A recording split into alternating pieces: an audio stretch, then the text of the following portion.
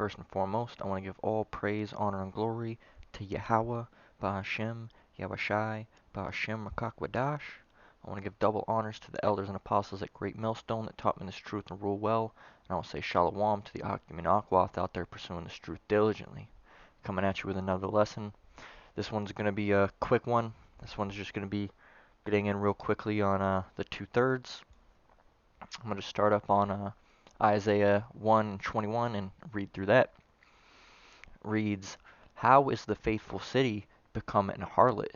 It was full of judgment, righteousness lodged in it, but now murderers. Thy silver is become dross, thine wine mixed with water." Slocky, actually, we'll get it from here. Starting from the top again. "How is the faithful city become an harlot?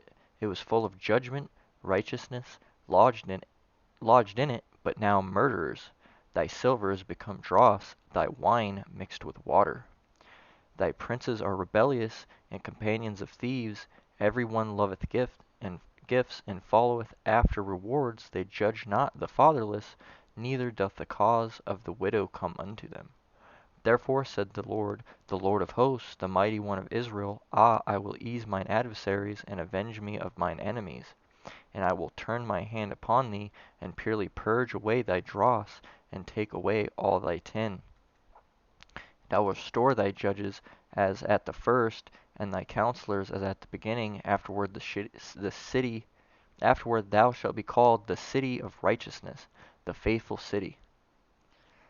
So, starting up here, when it says, "How is the faithful city become an harlot? It was full of judgment, righteousness lodged in it, but now murders." This is talking about the two-thirds of Israel, because Israel was a righteous and faithful city, but a lot of the Israelites started to rebel, and they started to go against the word of Yahweh Shem Yahushai. And because of that, they started going off and doing wicked things, and they weren't being righteous anymore. And in 22 it says, "Thy silver is become dross, thy wine mixed with water." And if we look up dross,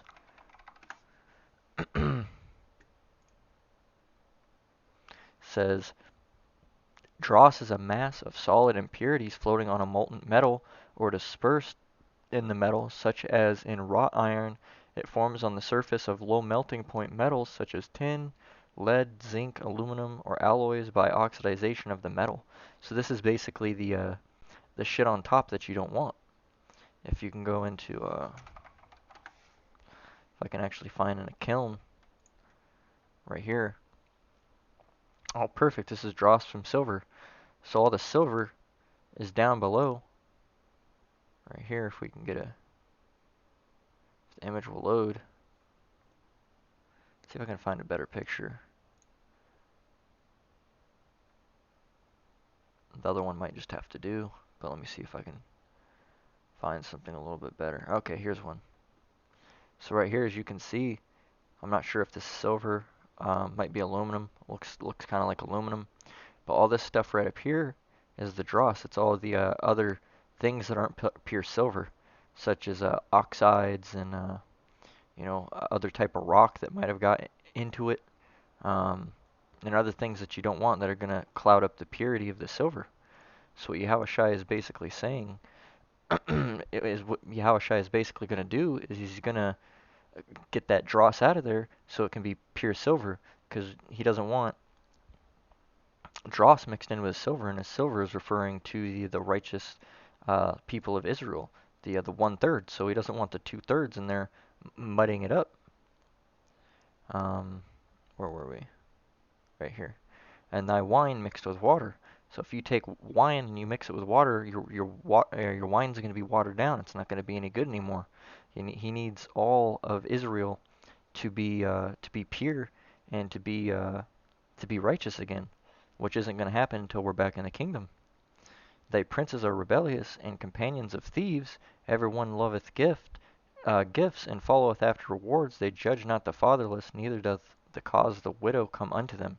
So, the princes were being rebellious, and they were hanging out with you know, un they were, lack of a better word, our people were being uh, led astray and being um, Slocky, I'm drawing a blank. They're basically being hanging around with people and acting how they shouldn't act. They're acting basically as lower people, when as Israel we're supposed to have higher standards for ourselves. We're supposed to follow the laws, statutes, and commandments.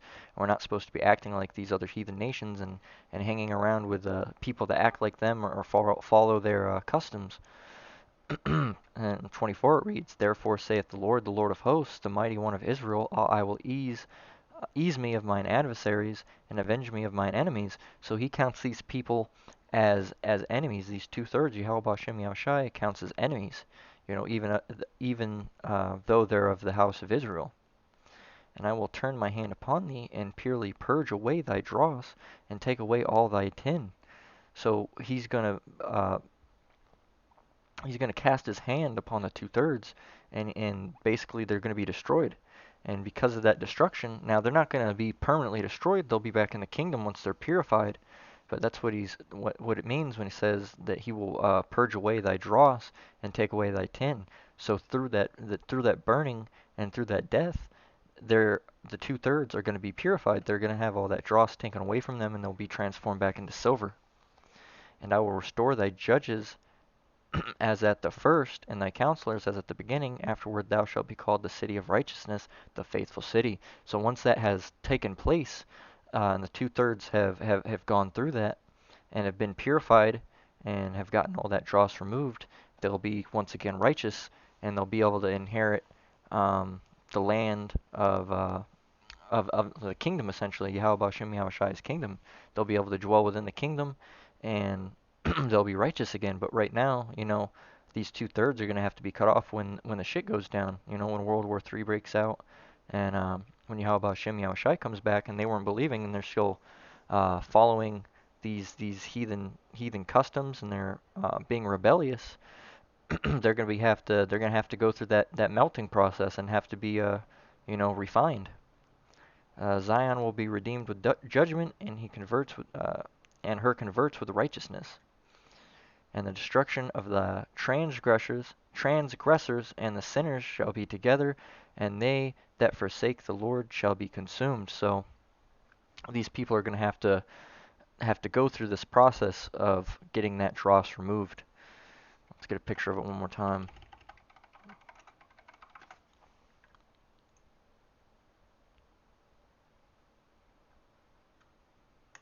This is basically the stuff that needs to be removed. So in the end, you can have pure silver.